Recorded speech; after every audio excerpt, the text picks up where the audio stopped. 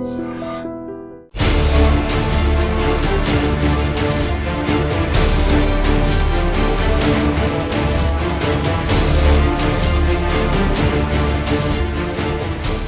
నమస్కారం. నేను స్వరూపపట్లపల్లి. Welcome to I dream.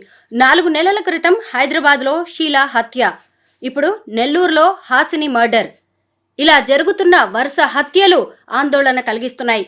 ముఖ్యంగా ఇవన్నీ హిజ్రాల హత్యలు. అవి జరుగుతున్న తీరు కూడా ప్రతి ఒక్కరిని కంటతడి పెట్టిస్తున్నాయి. ఆంధ్రప్రదేశ్లోని 10,000 మంది ట్రాన్స్జెండర్స్కు ఒక లీడర్లా, మార్గదర్శిలా ఉన్న హాసినిని ఎవరు హత్య చేశారు? అంత దారుణంగా టార్గెట్ చేసి, ప్లాన్ చేసి, స్కెచ్ వేసి మరీ హత్య చేయాల్సిన అవసరం ఎవరికొచ్చింది? సెటిల్మెంటే దీనికి కారణమా? లేదంటే హిజ్రా గ్యాంగుల మధ్య వారే దీని వెనక ఉన్న అసలు కారణమా? ఇలా అనేక ప్రశ్నలు తలెత్తుతున్నాయి. పోలీసులు ఓవైపు ఇన్వెస్టిగేషన్ చేస్తూనే ఉన్నారు. ఇంకోవైపు చూస్తే హైదరాబాద్లో ఇటీవల గృహప్రవేశంలో జరిగిన ఒక ఘటన అనేది కూడా అందరినీ ఆలోచింపజేస్తోంది. కొంతమంది ట్రాన్స్జెండర్స్ అక్కడికి వచ్చి విపరీతంగా ప్రవర్తించడంతో పోలీసులు వాళ్ళని అరెస్ట్ చేయాల్సి వచ్చింది. ప్రస్తుతం నాతో పాటు ట్రాన్స్జెండర్స్ యాక్టివిస్ట్ రచన ముద్రబోయిన ఉన్నారు. అసలు ట్రాన్స్జెండర్స్ అనేవాళ్ళు ఎలా ఉండాలి, సమాజం వారిని ఎలా చూస్తుంది, సమాజం పట్ల వారి బాధ్యత ఎంత అనేది రచనని అడిగి తెలుసుకుందాం. నమస్తే రచన. చూశారు కదా, హాసిని హత్య జరిగిన విధానం మాత్రం తీవ్ర కలత చెందేలాగే ఉంది. అసలు ఏం జరిగింది? ఎందుకంటే ఇన్ఫర్మేషన్ అంతా బయటికి రావట్లేదు. ఇది ట్రాన్స్జెండర్స్ హత్య కాబట్టి ఎవరు పెద్దగా పట్టించుకోరు. కానీ దీని వెనక భయంకరమైన పెద్ద కారణాలు ఉన్నట్టుగా తెలుస్తోంది. మీకు తెలిసిన నిజాలేంటి? మాకు అంటే ఇది అయినప్పుడు, మర్డర్ అయినప్పుడు నైట్‌లో రిపోర్ట్స్ ప్రకారం 10 ఆ టైంలో జరిగింది నెల్లూరులోనే. తను ఒక గుడి కుంభాభిషేకం పొద్దునయింది. తను కూడా కుంభాభిషేకం చేసి శ్రీశైలం బయలుదేరి వస్తుంది. లాస్ట్ వీడియో కొన్ని గ్రూప్స్‌లో పోస్ట్ చేసింది తను. అయితే ఏపీ, తెలంగాణకు సంబంధించి ఒక గ్రూప్‌లో ఆ విషయం వచ్చిందని నాకు కాల్ వచ్చింది. నేను ఆ గ్రూప్‌లో లేను యాక్చువల్‌గా, క్విట్ అయ్యాను కొన్ని రోజులకి. సరే అని నేను యాడ్ చేయమని అన్నప్పుడు వాళ్ళు కొన్ని ఫోటోలు, వీడియోస్ పంపారు. చాలా డిస్టర్బింగ్. అది చూసేటప్పటికి చాలా అంటే అసలు నమ్మలేకపోయాను యాక్చువల్‌గా. ఎందుకంటే హాసినిని ఒకలాగా అంటే ఒక ఎల్డర్ సిస్టర్‌గా నేను భావిస్తాను యాక్చువల్‌గా. అండ్ ఆల్మోస్ట్ ఆల్ 2013 అప్పటి నుంచి 2009 నుంచి కూడా నాకు అంటే ఒక అక్కలాగా, ఒక సిస్టర్లీ రిలేషన్‌షిప్ ఉంది. ఆ దృశ్యాలు చూసేటప్పటికి ఒక్కసారి షాక్‌లోకి వెళ్ళిపోయానంటే, ఇంకా నైట్ టైం 1, 2 టైంలో వచ్చింది అవన్నీ. కంటిన్యూస్‌గా కాల్స్ వస్తానే ఉన్నాయి యాక్చువల్‌గా. ఎందుకు నేను కూడా చేస్తా ఉన్నాను. ఎలా అయింది ఏంటి అని. తను పూజ ముగించుకొని నెల్లూరు ఆ ఫ్లైఓవర్ తిరుగుతుంటే 2 కార్‌ల్లో వచ్చి తెలియని వాళ్ళు దాన్ని ఆపి, కార్‌ని ఆపి తన్ని దించి అక్కడ పక్కనే రైల్వే ఇది ఉంది, ట్రాక్ దగ్గర తీసుకొని వెళ్ళి మర్డర్ చేశారని కథనాలు అక్కడ ఉన్నవాళ్ళు చెప్పారు. ఆ కార్‌లోనే తనతో పాటు ఇంకొక ముగ్గురు ఉన్నారని వీడియోస్ ద్వారా తెలిసింది. చాలా బ్రూటల్‌గా మర్డర్ చేశారు. అంటే ముందు మేము చూసిన 2, 3 ఫోటోలు మేము అనుకున్నాము ఇది ఎలా అయింది, ఏంటి, మర్డర్ చేశారు సరే. 4, 5 తెల్లవారుజామున టైంలో కొన్ని భయంకరమైన ఫోటోలు గ్రూప్స్‌లో వచ్చినాయి, సర్క్యులేట్ అయినాయి. వేట కొడవలతోటి చాలా దారుణంగా అంటే దే స్లైస్డ్ యాక్చువల్లీ అనమాట. That's such a disturbing picture. ఎందుకంటున్నానంటే, అంటే మేము మా తల్లిదండ్రులని అందరిని వదిలేసి అక్క చెల్లెళ్ళు ఇలాంటి ఒక ఒక ఒక మదర్లీ, ఒక సిస్టర్లీ లవ్ తోటి కమ్యూనిటీలో అక్కడే ప్రేమలు ఎతుక్కున్నాం మనం. అక్కడ దొరికినాయి మాకు ప్రేమలు. అలాంటి రిలేషన్షిప్స్లో ఉన్న మాకు సాటి కమ్యూనిటీ అక్క కానీ, సోదరు కానీ అలాంటి పరిస్థితుల్లో చూసినప్పుడు చలించిపోయాం. అంటే ఎందుకు చలించిపోయామంటే భయం, ఒకలా అంటే భయం.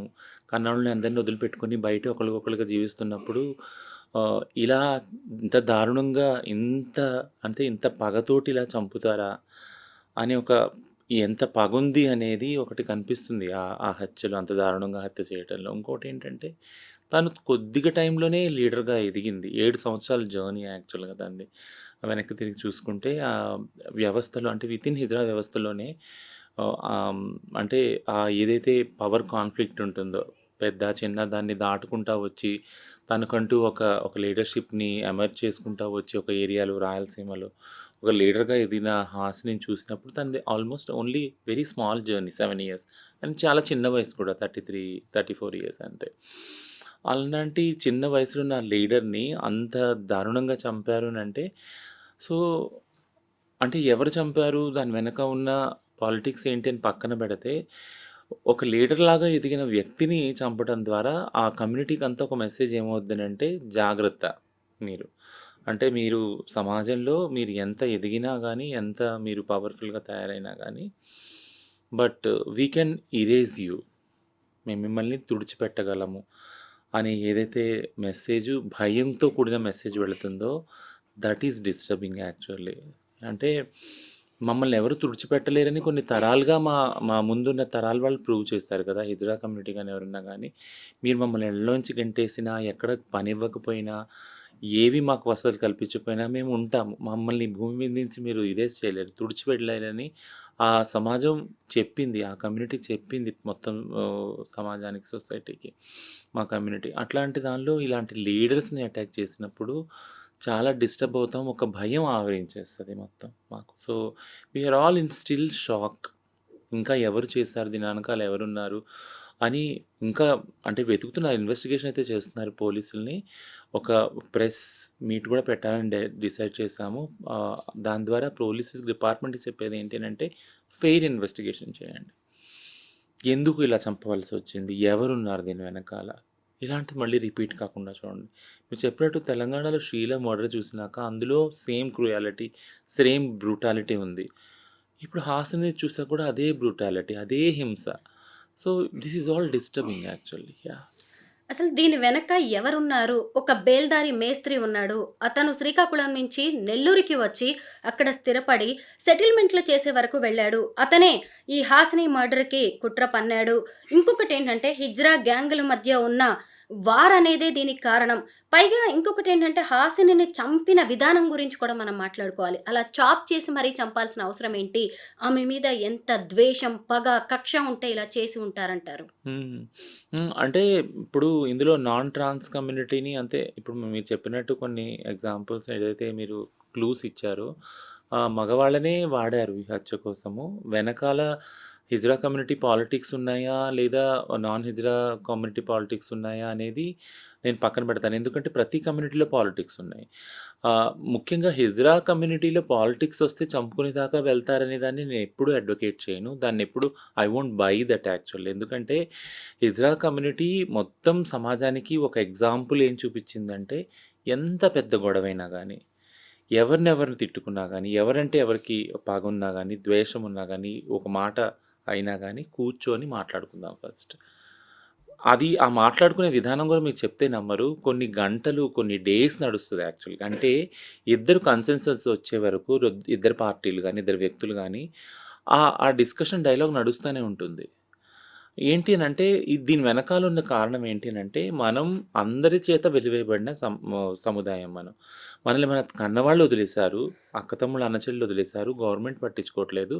బట్ మీరు నేను కొట్టుకున్నప్పుడు మనం వితిన్ కమ్యూనిటీలో గొడవైనప్పుడు మనం రాజీకి రావాలి ఎక్కడో అక్కడ. నువ్వు ఒక మెట్టు తగ్గితే నేను ఒక మెట్టు తగ్గుతా. నువ్వు ఒక మెట్టు ఎక్కితే నేను ఒక మెట్టు తగ్గుతా. ఇలా ఎక్కడో అక్కడ ఒక అండర్‌స్టాండింగ్‌కొచ్చి ఒకళ్ళొకళ్ళు సమన్వయంగా చేసుకునే పద్ధతి హిజ్రా కమ్యూనిటీలో ఉంది. దాన్ని చటాయి అంటాం యాక్చువల్‌గా. సో, అలాంటి విధానాన్ని మొత్తం సమాజానికి చూపించింది హిజ్రా కమ్యూనిటీ యాక్చువల్. బట్ పగలు పెంచుకొని, ప్రతీకారాలు తీర్చుకొని, ప్రాణాలు తీసేంత వరకు హిజ్రా కమ్యూనిటీ వెళ్తుందంటే I won't agree with that politics. ఇది సిస్ కమ్యూనిటీ పాలిటిక్స్ యాక్చువల్‌గా. నాన్ ట్రాన్స్ కమ్యూనిటీ ఆస్తుల కోసమో, లేదా ఇంకో దాని కోసమో, డబ్బుల కోసమో, దేనికోసమో, పదవుల కోసమో వాళ్ళు చేసుకుంటారేమో గానీ, మాకు అవివి లేవు కదా! మా సముదాయంలో ఉంది మేమే. మా తర్వాత కూడా మా వాళ్ళే ఉన్నారు. మేము ఏ ప్రాపర్టీ ఓన్ చేసినా అది మా వాళ్ళకే వెళ్తుంది. మేము ఏ నగలు కొనుక్కున్నా మా తర్వాత వాళ్ళు అది కట్టుకుంటారు. వాళ్ళు ఏ తల్లి కన్న బిడ్డలో కదా!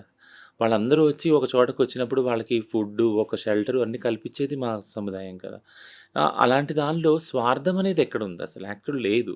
ఏదన్నా పొరపాటున ఏదన్నా మాట తూలి ఒక పెద్ద మాట, ఒక చిన్న మాట అయితే కూర్చొని మాట్లాడుకుంటాం గానీ, పగల దాకా వెళ్ళి, ప్రతీకార దాకా వెళ్ళి, ప్రాణాలు తీసుకునేంత పగలైతే మా సముదాయంలో ఉండవు. సో, ఇది మీరు చెప్పినట్టు ఖచ్చితంగా బయట ఏదైతే సముదాయం బయట ఏదైతే ఉన్నారో నాన్ ట్రాన్స్ వాళ్ళు, వాళ్ళ దగ్గర నుంచే వచ్చింది. బట్ నేనొకటి చెప్పేదేంటి అనంటే, ఒకవేళ ఇది నాన్ ట్రాన్స్ వాళ్ళ నుంచి వస్తున్నా గూడా అంటే వాళ్ళకి ఇంకెవరు దొరకలేదా యాక్చువల్‌గా? అంటే ప్రతి ఒక వ్యక్తి సమాజంలో ట్రాన్స్ వాళ్ళని చూడంగానే ఒకలాంటి జాలి, ఒకలాంటి సింపతి, ఎంపతి వస్తుంది యాక్చువల్‌గా కదా! కరుణ, జాలి అయ్యో! వీళ్ళెవరూ లేరు వీళ్ళకి అనే జాలితోటే ఒక రూ. 10 తీసిచ్చినా ఇస్తారు వాళ్ళు. అడుక్కోటానికెళ్ళినప్పుడు అది. వీళ్ళనేం అనకూడదు. ఎందుకంటే దేవుడు వీళ్ళతో ఉంటాడు. వీళ్ళ తల్లిదండ్రులు లేరు కాబట్టి వీళ్ళ మాట పడకూడదు మనము. దేవుడు వీళ్ళతోటి ఉంటాడు ఎప్పుడు. ఎందుకంటే ఎవ్వరు లేనోళ్ళు కాబట్టి దేవుడు ఉంటాడని నమ్ముతారు. అలాంటి వాళ్ళని హత్య చేసేదాకా తీసుకొని వెళ్ళిన ఆ విధానము, ఆ క్రూరమైన విధానం ఒకటి, ఆ దురాశ గాని చూసినప్పుడు నాకు ఒకటే అనిపిస్తుంది. ఇది అవసరమా? అంటే ఒకవేళ మర్డర్ చేసిన వాళ్ళని కూడా నేను క్వెషన్ చేసేదేంటంటే, అంటే మీకు మగాళ్ళను, ఆడోళ్ళను వేరే ఏదో చేస్తా ఉన్నారు. వాళ్ళలో పగలు, కార్పణ్యాలతో చేసుకుంటున్నారు. బట్ ఏ ఆధారము, ఏ రిలేషన్‌షిప్, ఏ ప్రేమ పొందని వాళ్ళ మీద మీరు ఇది చూపించడం అనేది ఎంత అమానవీయం, ఎంత ఇన్‌హ్యూమన్ ఇది యాక్చువల్‌గా. సో, అలా చేయటానికి కూడా మీ హృదయం ఎంత కఠినంగా తయారైందని అనాలి యాక్చువల్‌గా.